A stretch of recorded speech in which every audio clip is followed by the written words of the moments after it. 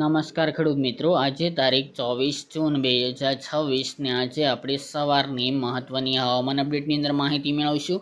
હવે ગુજરાતની અંદરથી ચોમાસું કેટલું દૂર છે તેમજ આજે વહેલી સવારે મુંબઈની અંદર ચોમાસાનો ધમાકેદાર પ્રવેશ થઈ ચૂક્યો છે. ગુજરાતની સાવ નજીક પહોંચી ગયું છે ચોમાસું. આજ અથવા આવતીકાલે ગુજરાતની અંદર ચોમાસું દસ્તક દે તેવી શક્યતા દેખાઈ રહી છે, પરંતુ ગુજરાતની અંદર હજુ પણ વાવણી લાયક વરસાદની રાહ બેઠા ખેડૂત મિત્રો માટે સારા સમાચાર ગણી શકાય, કારણ કે આજે પણ વરસાદની તીવ્રતા જોવા મળી શકે છે અને સૌરાષ્ટ્ર, દક્ષિણ ગુજરાત અને મધ્ય પૂર્વના ભાગોની અંદર આજે સારામાં સારા વરસાદો નોંધાય તેવું અનુમાન દેખાઈ રહ્યું છે. અત્યારે પણ ગુજરાતના અનેક ભાગોની અંદર વાદળો છવાયેલા જોવા મળી રહ્યા છે, તેમજ ખાસ કરીને દરિયાકાંઠાના ભાગોની અંદર હળવા સામાન્ય ઝાપટાની પણ શરૂઆત આજે વહેલી સવારથી થઈ જાય તેવી શક્યતા હાલ નોંધાઈ રહી છે. તેમજ વાદળોનો જમાવડો પણ ધીરે ધીરે આગળ વધી રહ્યો છે. મુંબઈમાં અત્યારે વરસાદ શરૂ છે, રાત્રે દરમિયાન પણ ત્યાં વરસાદ નોંધાયો હતો.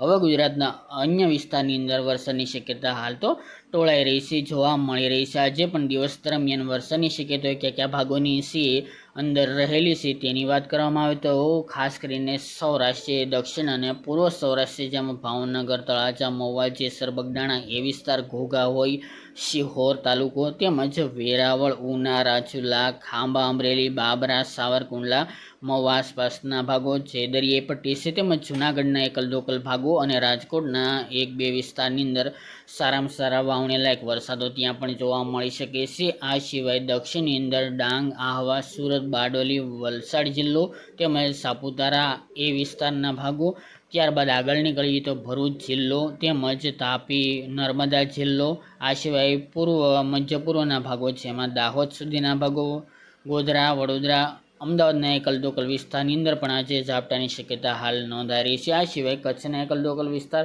અને જે પશ્ચિમ સૌરાષ્ટ્ર છે તેના પણ એકલ દોકલ વિસ્તારની અંદર આજે હળવા મધ્યમ ઝાપટા જોવા મળે તેવી શક્યતા રહેલી છે. આજથી વરસાદની તીવ્રતાની સાથે મિત્રો વિસ્તારમાં પણ વધારો જોવા મળશે અને મિત્રો આ સેશન એટલે કે 25-26 સુધી આ રાઉન્ડ ચાલવાનો છે. ત્યારબાદ આ રાઉન્ડ ફરી પાછો 28 તારીખથી જોવા મળે અને 3 જુલાઈ આસપાસ રાઉન્ડ ચાલે તેવી પણ હાલ તો શક્યતા નોંધાઈ રહી છે, જેના કારણે ખાસ કરીને ગુજરાતની અંદર સારા વાવણી લાયક વરસાદો નોંધાય તેવું અનુમાન હાલ નોંધાઈ રહ્યું છે. અને ગુજરાતમાં અત્યારની વાત કરવામાં આવે તો આ 2 દિવસ દરમિયાન સૌરાષ્ટ્ર અને દક્ષિણ ગુજરાતમાં સારા એવા વાવણી લાયક વરસાદો નોંધાઈ શકે છે. ત્યારબાદ મધ્ય પૂર્વના ભાગોની અંદર બીજા રાઉન્ડમાં વારો આવશે.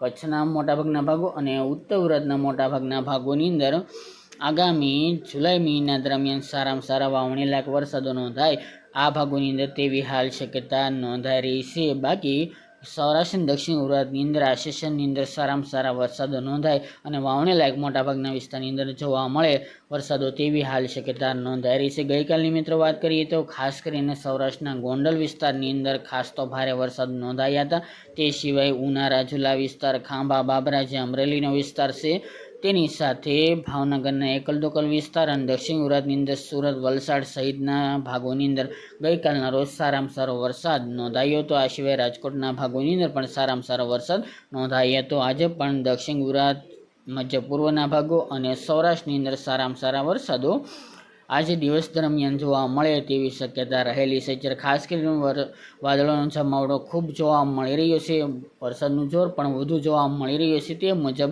આજે પણ બપોર બાદના સેશનની અંદર સારા વાવણી લાયક વરસાદો નોંધાઈ શકે છે. એકલ દોકલ વિસ્તારની અંદર 3 ઇંચ સુધીના પણ વરસાદો ખાબકી શકે છે, જેની નોંધ લેવી. કયા વિસ્તારની અંદર વાવણી લાયક વરસાદો